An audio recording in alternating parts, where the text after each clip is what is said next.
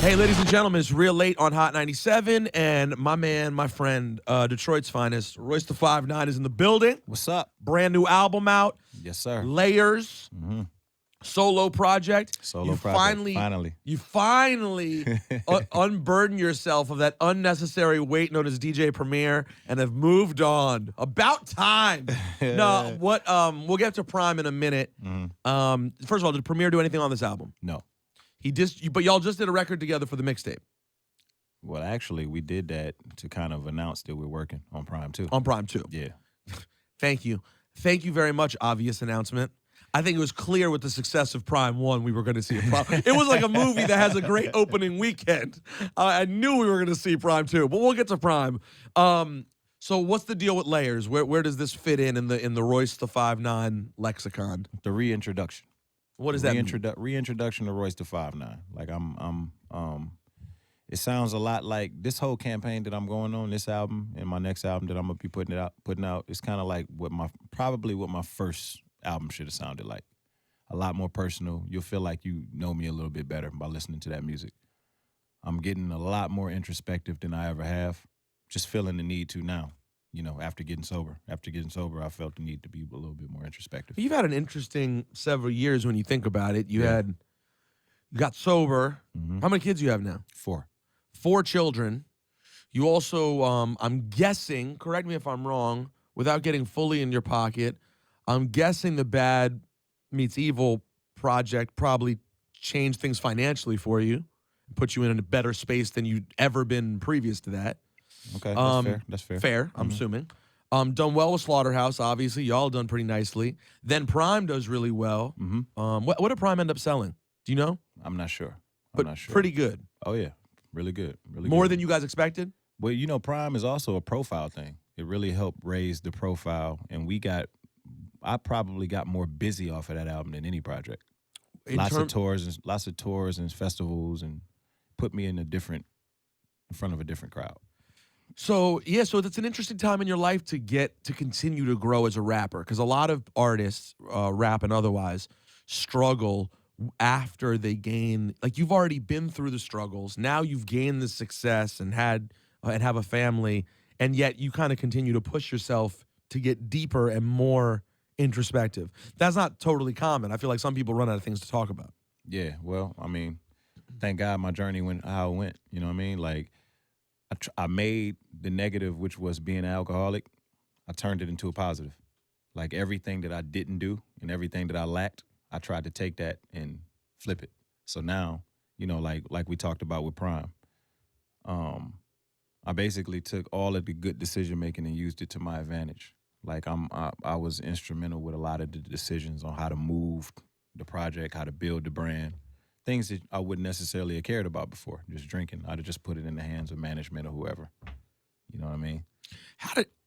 How did you go about navigating through your own addiction when you have friends and coworkers who are navigating through their own addiction?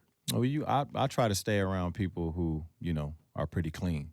You know what I mean? But when I do have to be around people who still drink, smoke, or whatever they do, I just encourage people to be themselves. You know, don't get weird around me. Don't go like hiding liquor.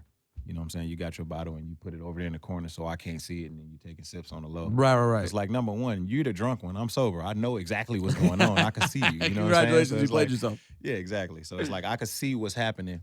And what it does is it makes me get in my own head. It makes me start feeling weird and start thinking about my problems because you being all weird about it. Right. But if you just being yourself, I'm used to being in this environment. You know what I'm saying? I've been around for 15 years. You know what I'm saying? I've been in this business for 15 years. It's nothing, you know, like, there's no peer pressure that I haven't experienced already. So it's like, I'm not going to wait until I get all the way here. It's the warrior spirit. Get all the way here and then just succumb to peer pressure now. Are you past the point of temptation? I know being an addict never goes away, but are you past the point of where it's difficult to be around, meaning it's tempting? I'm past that point. Yeah. It's not tempting anymore. It doesn't bother me at all. You know why? Because I'm having success with sobriety. Not even just success as far as my career, but success with the act of sobriety. I'm getting good feedback. People respect it. You know what I'm saying? Like, it's making me happy. it's making me happy to be this way, and it's making me happy to be forthcoming with, like, So professionally, it's beneficial. yeah. Personally, it's beneficial. beneficial. I mean, It's what about beneficial for your across the board. relationship? It must be for your. I mean, your personal relationships must be completely different. Saved it. Saved my relationship with my wife. Damn, she must have really rode out through some BS too. Oh, she hung in there, brother. She hung in there, And now she's getting. she deserves the crown. Yeah. And now she's getting to, and that's what's nice. That's such a beautiful thing, though, that she's also getting to reap all these benefits. Number one, most importantly, I'm sure to her, is having a healthy, happy husband. Yeah. But number two, then seeing you get to be successful and bring that success home. Yeah, I mean, she, like, the novelty of that has worn off now. Oh, she's used to it. No more credit? Yeah. No more credit. No more credit. Baby, you see the plaques out here. You know Now what we it's doing. just now it's just like, I get mad at you about anything now. It's back to that now. But Right. But at least it's not over liquor. Right. It's regular stuff that you're supposed to get into arguments about. Healthy relationship stuff. That's fantastic. It made me realize I've considered us for the last several years at least to be pretty good friends in this business. Someone who I don't need to talk to very often, but who I always know is down, and I think who always knows that I have his back when something happens. Right. But now I realize maybe we're not as close as we thought, because I don't think I've ever seen you drunk in your non-sober days. You probably thought that I wasn't didn't. drunk. No, you know what? I know when you had a cup. That when we recorded the records together at the studio, I think you were drinking the whole time then. But you weren't acting crazy. Were you not a wild drunk? You had to catch me in order for me to be wild like that, like to where it's obvious, where it's like, okay, Royce is drunk. You had to catch me like about 3 in the morning. After 3 in the morning, because I'm drinking all day, constantly. So when you were in your strongest, when I was at my strongest, I didn't shoot shots. What I do was I fill up a water bottle. I buy a water bottle. By the way, hashtag alcoholic cloth talk. Pay attention. Pay attention. Pay This attention. Is a major key alert. Major key alert if you're an alcoholic right now. Hold on. What I used to do, okay, and I'm a pro. So what I used to do was I pour the water out the bottle and then fill it up with straight Patron Silver. Fill the water bottle up with Patron Silver and just go throughout my day sipping. People would think it was water, but it was Patron Silver, and I would sip it all day. And by the end of my night, I probably have went through like 1.5 liters. Jesus. Maybe like 1.5 liters by the time I go to Now, sleep. when you're doing stuff like that, you obviously must be aware, like, this behavior is pretty out. This is a lot. Like, were you not aware? Like, did you think it was just? Of course. And when you're drinking, you don't care. You don't care about anything. You know what I'm saying? Like, I didn't care. I didn't care about nothing for a long time. I didn't care about anything. So early on in the early years, the U and M years, were you guys both in places similar to that? Or was his sort of choices, and obviously not going into details of all his life, were y'all drinking together? Yeah. Sometimes. And did you just start to sort of consider this part of the rap life? Like, you move around, you're doing radio. That's exactly other what people it are was. driving you for the most part. That's exactly what it was. I mean, when I first got into the business, I was 19 years old. I didn't start drinking until I was 21. I had my first drink when I was 21. 21 years old. All through high school, I was around people who was drinking 40s. Remember when St. Ives was like the move? Yep. Never did it. I always looked down on people for doing it. Yeah, I did. I was the same in high school. Because I used to hoop. I used to play basketball. I was really, really serious about basketball. So it was just like, oh, man, y'all drinking? Y'all smoking? I used to, like, judge people. Turned 21. And my father told me, because we come from a long line of alcoholics, drug addicts, you know what I'm saying? At least in my lineage, you know what I'm saying? He told me, you're wired like an addict. Genetically, don't try anything. Pretty much, because you're not going to be able to do it the same way that your friends and them are going to be able to do it. Like, I don't know moderation. I have no idea what that is. I have no concept of that. Yeah, that you can just do it. I can't do anything in moderation. Anything. It's very odd. My whole relationship with every sort of thing that one abuses. See, and I'm the same way as you. I didn't drink, didn't do anything, looked down on it a bit, blah, blah, blah. Didn't start doing anything until my mid-20s. And now in my mid-30s, I do things, but it's all with, like, the utmost moderation. Like, I don't like to get sick. I think it's weird to, like, drink by yourself or drink during the week, or, like, I have, like, these weird boundaries that are just built in, very fortunately. And not to say that's not to say I don't have any addictive parts of my personality. I think I do, but for whatever reason, I've just been very fortunate with drugs and alcohol. You sound like a normal person. But yeah, that's how normal people are. But here's the thing. Yes, normal, but I will tell you, when I go through my head and think about the amount of loved ones in my life, and I'm talking about from very close to me out, that have at least an unhealthy relationship with one of those things. Now, it may not be carrying a bottle of Patron to work every day, right? But the way a lot of people operate, the functional alcoholic, because you're borderline there, you're basically non-functional. If you're not an artist at that point, you're a non-functional alcoholic. Right. But a lot of people, it's like they're living functional lives, but once to twice a week, they're drinking in excess to the point that you could do things that could really damage your life. Right. And a lot of people do that. People do that in New York, like through their 20s and into their 30s. Like, it's just life. And then hopefully, if they're lucky, they get married, they slow down, they stop. Sometimes they do, sometimes they don't. It's accepted in the music business all through your 20s. Well, that's when I see artists come sit in this very seat. Yeah. They come in here and like they're new and blah, and I'll notice they're sipping or they're rolling blunts nonstop. And sometimes it feels like it's cool and it's part of just like they're having fun. In your 20s. Right. 20s. You start getting in like your 30s, then it starts not looking as cool. You start looking a little bit different. You start putting on a little bit of weight, and then eventually you just get looked at like the corny guy. And it's like that with a lot of things in this business. It's like that you got to make your own money decisions. Like all of these things you don't get taught. There's no tutelage anywhere. You know what I'm saying? Like there's nobody to really tell you anything. You got to figure all these things out on your own through trial and error. So if you can survive that, you got to be blessed. You're blessed. Did you was there ever any sort of serious conversation about your addiction with M post him being sober and pre you being sober? Pre me being sober. You know what? Yeah, because he beat you too, right? He's a little ahead of you, a couple he's years. Way ahead of me. He's I think he going on. I know his sobriety birthday is 4/20. Okay. So it's coming up. I believe he's 8 years. Okay. I believe he's going on 8 years. But yeah, he told me one day I was up at the studio and he was like, "Yo, I just want you to know, man, you know, like if you ever feel like you got a problem, you know, you can call me, right?" And I was like, "Yeah, of course I know that." And he was like, "All right, cool." And it just stuck with me, man. It was like, because you didn't know where it even came from at the time. What did he mean? You know what I'm saying? Like, what was he trying to say? You know what I'm saying? It was just like, man, it was like, I think he knew he was getting in my head too. And it was probably a few months later is when I called him. It was like, "Yo, I think it's time, man." Now you don't rock like the necklace or anything like that, or keep any sort of reminder with you at all times. It's just with you. Because I know M keeps that necklace close.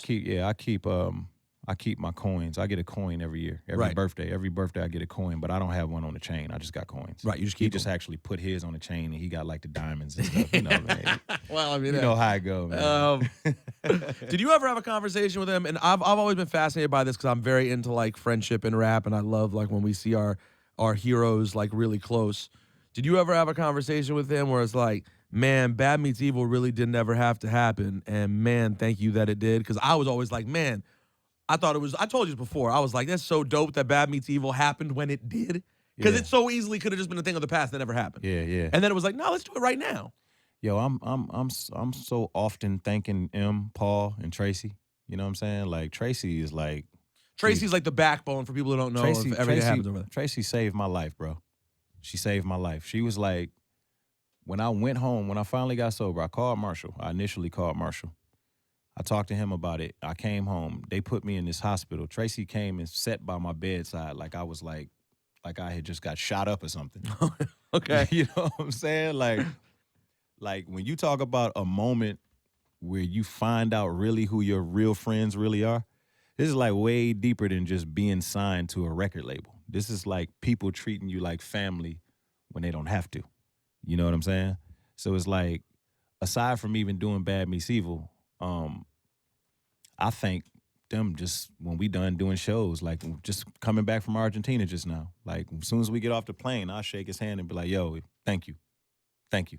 I'm constantly doing that because I always want them to know that I'm always grateful. You know what I'm saying? Because we've been in this game so long and we so used to people, you know, you doing things for people and people getting beside themselves and getting comfortable and feeling like that this is a given when it's not. None of this is guaranteed to us. All of this could be taken away from us. Mm-hmm. This whole hip-hop thing is just like a dream. You know what I'm saying? Dr. Dre told me early on in my career, like the money is easy to make, but it's hard to keep. We sitting in his mansion. I'm 19 years old. We in his mansion. He like, remember, the money is easy to make, but it's hard to keep. And that's like one of the main things that always resonated with me in the business because it's so true. Man, I'm just waiting for it to be easy to make. No, it's true. Yeah, and, right. I mean, not as easy as it is for Dre. Yeah, buddy. I got some coming. Not as much as you think. Don't listen, you know if someone has too many jobs, they're not making that much money at any of the jobs, okay? Yeah, you're making a lot of moves, buddy. But I'm making moves. Okay. Now, real quick, the album's out right now, Layers, but before that, so Prime 2, when is this happening? What's the deal? You know what, man? I would like for it to be like December, like how we always do. You know, if we can just start taking control of that December, that'd be a dope move. But you know, it would be hard for me to jump out there and say that without everything being recorded. But we definitely started making music already. I will tell you, man. Music that's gonna really floor people. Floor people. By the way, it's absolutely crazy that I just crossing my mind right now. You have been in a group with DJ Premier and Eminem. Yes. It's psychotic, number one. Yeah. Number two, what you did for Primo, in my opinion, was huge because Primo is obviously one of the greatest ever, but in those couple years before Prime, he hadn't had a lot of records that I think had garnered what the respect he was used to. And, you know, you'd hear stuff that came out as Primo. I'm not going to lie. I had a moment where it was the first time in his career I didn't find myself as excited when I saw an email that he had a song out. I was like, these are cool. But like it wasn't, it just, something was missing. There was a piece of passion that was missing. Some sort of piece wasn't there. And then the Prime project happened, and I heard Premier push himself to a new place. Yeah. And for someone to be as great as he is at this stage in their career, I think that's very difficult to do. But for whatever reason, I feel the Prime project woke something up in Premier that had been dormant.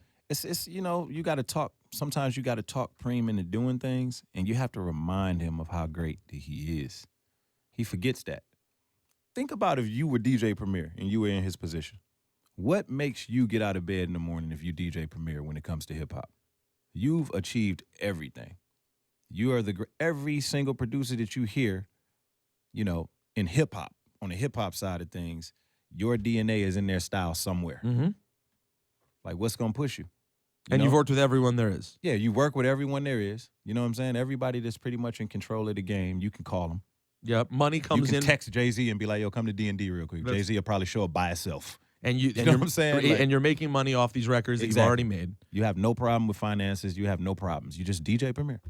You know what I'm saying? So it's a lot of times it's just like me as an artist kind of understanding each other's brand and just kind of like trying to push him to do certain things and try certain things that he wouldn't normally try. I had to push him to do the project. I had to talk him into doing the project. How much talking? He was like, yo, man, I don't want to just pull from one source. I'm like, yo, just try it, brother.